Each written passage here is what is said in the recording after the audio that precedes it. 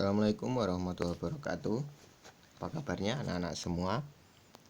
Kita kembali dalam pembelajaran daring ini. Semoga anak-anak tetap sehat, tetap semangat, selalu dalam lindungan Allah Subhanahu wa taala. Sebelum kita mulai pembelajaran kali ini, kita membaca basmalah bersama-sama. Bismillahirrahmanirrahim. Kita doakan kepada teman-teman kita, santri-santri lain yang tidak bisa mengikuti pembelajaran daring, misalkan baru dalam keadaan kurang sehat atau sakit, kita doakan cepat sembuh dan bisa mengikuti pembelajaran daring.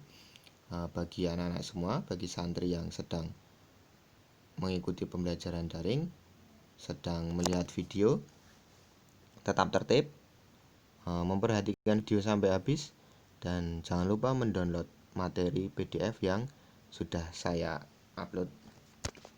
Baik, kita mulai pembelajaran kali ini. Kita membahas tentang kegiatan konsumsi kelas 1 semester 2. Tujuan pembelajaran kita yaitu supaya harapannya santri dapat menjelaskan kegiatan konsumsi. Mind map-nya, peta konsep yang kita bahas kali ini adalah kita membahas pengertian dari kegiatan konsumsi itu apa, kemudian pelaku-pelaku dari kegiatan konsumsi.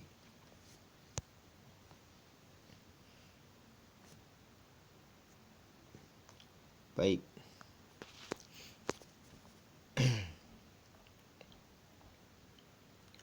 Nah, kegiatan konsumsi. Nah, setiap hari pasti jelas manusia itu selalu melakukan kegiatan konsumsi dengan tujuan untuk memenuhi kebutuhan.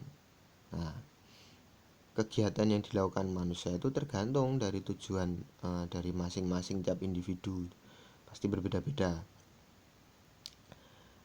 Kegiatan tersebut akan terus dilakukan oleh karena kebutuhan manusia itu semakin bertambah. Nah, tetapi dihadapkan pada alat pemenuhan kebutuhan yang terbatas, gitu. Nah, jadi kegiatan pokok ekonomi produksi misalkan dilakukan oleh produsen dalam rangka menghasilkan barang untuk memenuhi kebutuhan konsumen. Distribusi yang pernah kita bahas pada pertemuan sebelumnya itu merupakan kegiatan menyalurkan barang atau jasa yang dihasilkan oleh produsen ke konsumen. Nah, konsumen adalah pemakai dari barang hasil produksi tadi. Nah, dari ketiga pelaku kegiatan ekonomi yaitu produsen, distributor, dan konsumen itu ada saling keterkaitan, ada saling ketergantungan antar satu sama lain. Jadi tidak mungkin hanya produsen saja tanpa ada konsumen. Begitu juga konsumen tidak akan memperoleh barang yang dibutuhkan tanpa ada distributor. Apakah produsen itu melakukan konsumsi? Jelas. Apakah distributor itu melakukan konsumsi? Jelas. Nah, jadi apa itu pengertian konsumsi? Di pengertiannya adalah setiap kegiatan memakai, menggunakan, atau menghabiskan kegunaan setiap barang baik secara berangsur-angsur maupun sekaligus habis. Itu pengertian konsumsi.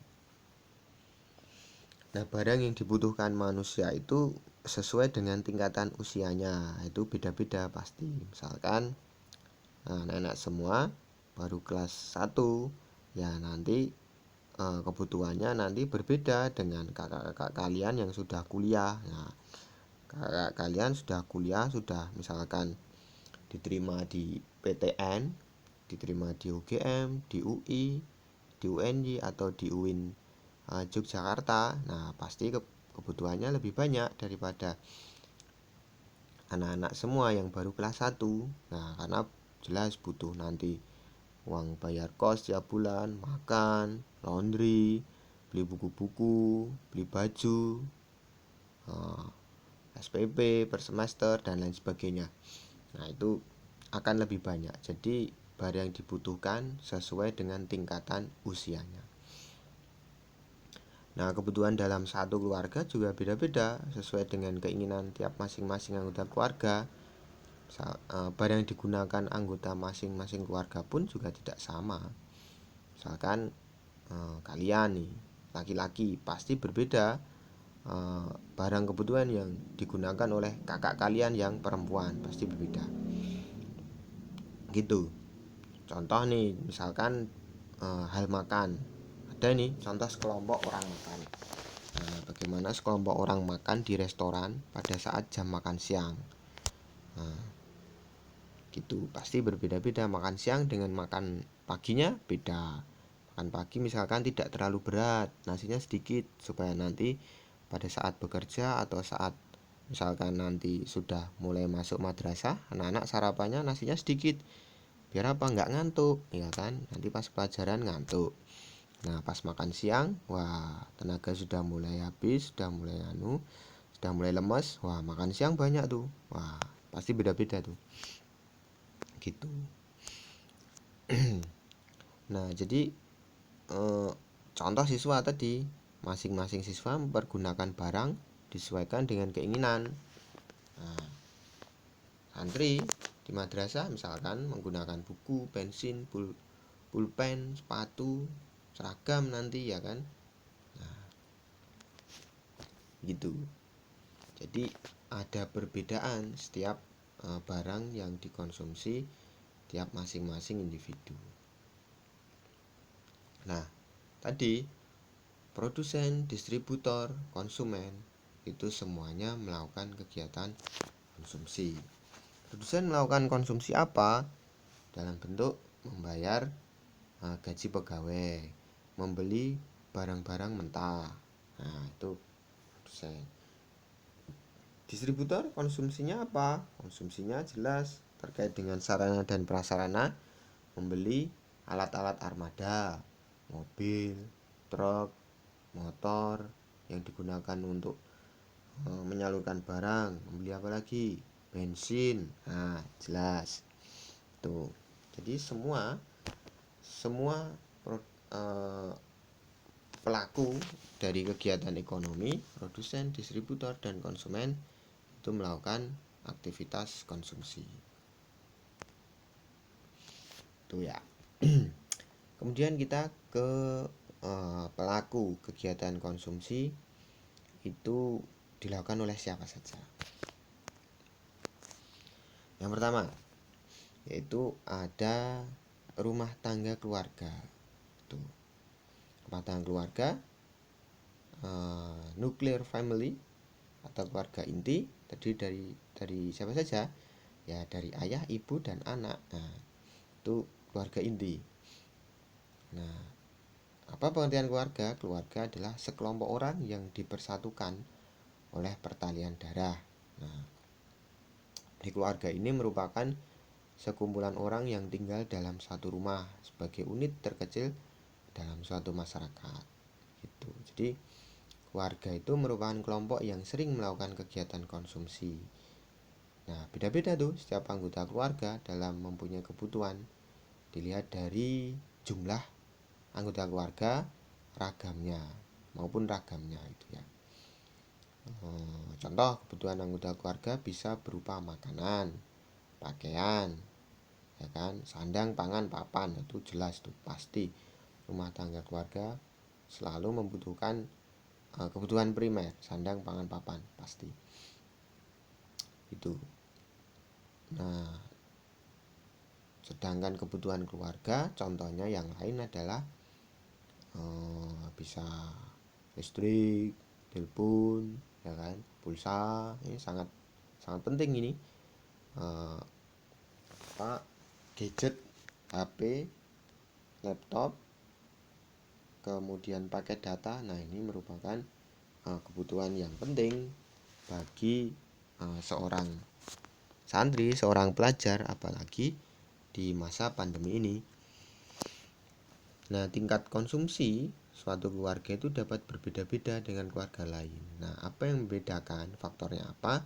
Faktornya jelas, satu pendapatan, ada jumlah anggota keluarga, ada gaya hidup, ada latar belakang pendidikan, kemudian lingkungan masing-masing tempat tinggal. Nah, itu mempengaruhi